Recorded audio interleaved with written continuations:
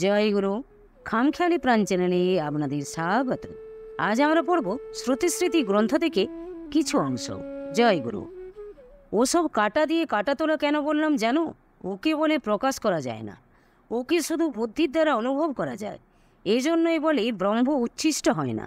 তার জন্যই উপনিষদে বলে গেছে নেতি নেতি। এই রকম নেতি নেতি করতে করতে যা বাকি থাকে তাই ব্রহ্ম। ব্রহ্মের স্বরূপ জ্ঞান দেবার জন্য যে সচ্চিদানন্দ বলা হয় তাও ওই সগুণ ব্রহ্মের কথা বলা হলো।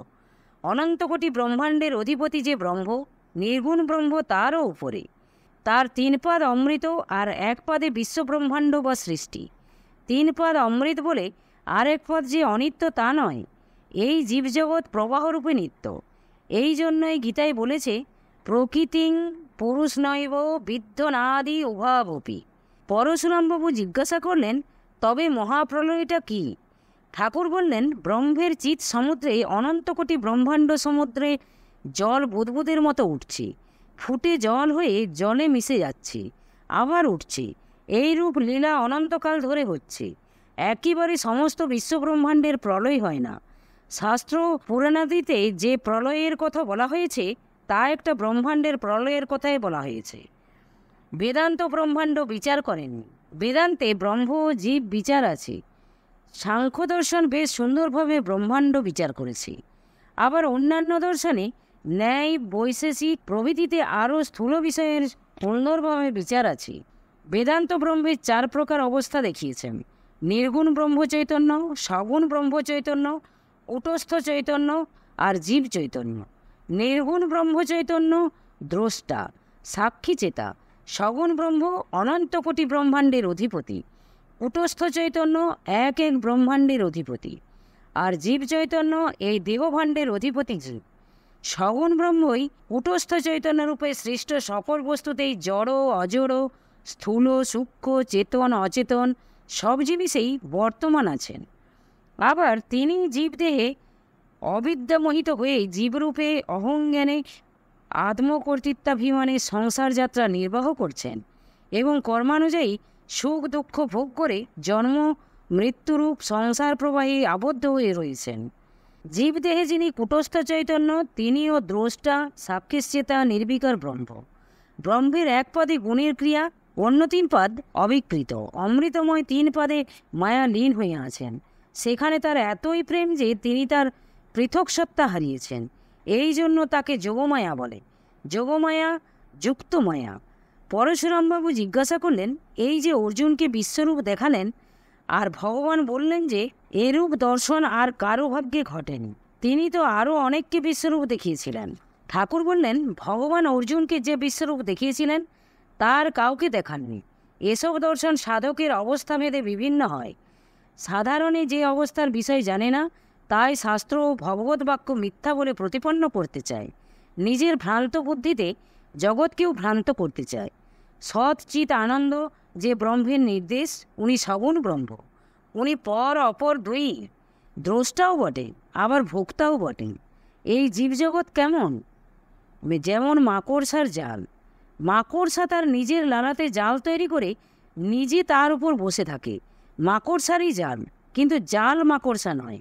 ওই জালে সে নিজে খুশি মতো ঘুরে বেড়াতে পারে, কিন্তু অন্য কিছু ওই জালের সংস্পর্শে এলে জালে জড়িয়ে যাবে। জীব মায়াধীন আর উনি মায়াধীশ।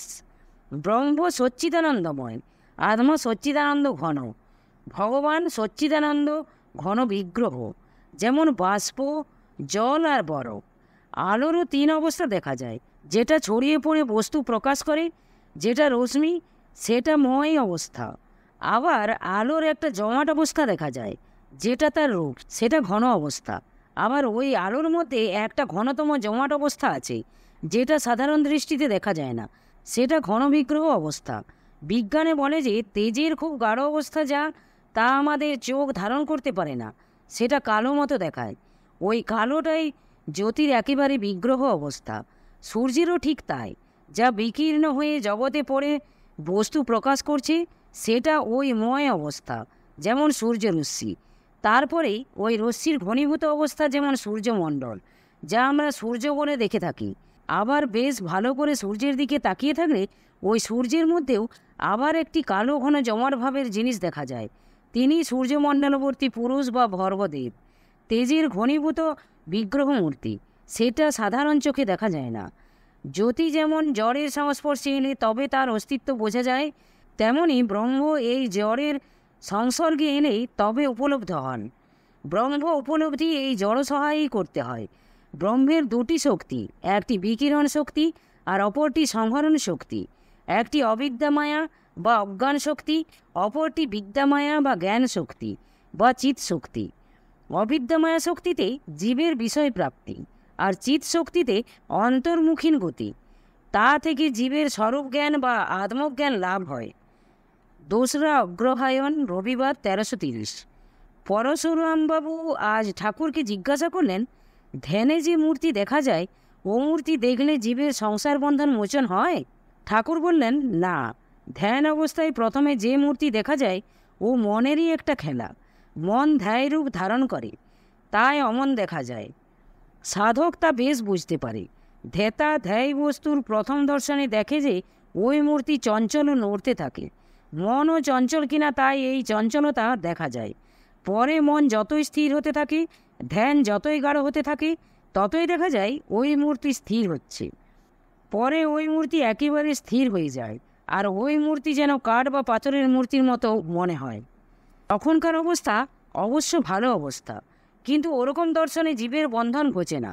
ভালো অবস্থা এই জন্য যে সাধকের মন স্থির হয়েছে, এই লাভ। পরে ধ্যানের আরও গাঢ় অবস্থা দেখা যায়, যেন ওই মূর্তি চোখ মুখ নাড়ছে, যেন আমার সঙ্গে কথা কইছে।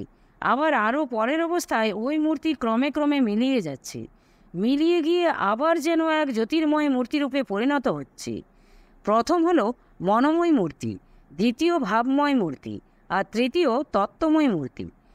তখনও কিন্তু জীবের বন্ধন মোচন হয় না, কিন্তু ওই তত্ত্বময় মূর্তির ধ্যানে যখন আত্মসত্তার বিলোপ হয়, কেবলমাত্র ধ্যায়ের আভাসই বর্তমান থাকে, তখন জীব সমাধি লাভ করে।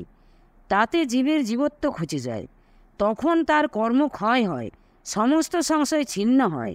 সমাধি ছাড়া অন্য 3 অবস্থায় খুব আনন্দ আছে সত্য, কিন্তু ওসব অবস্থা লাভ করলেও জীবের জীবত্ব ঘোচে না। যারা সংকল্প রেখে সমাধি লাভ করেন তারাই সমাধির পর ফিরে আসেন। এটা সবই গল্প সমাধি।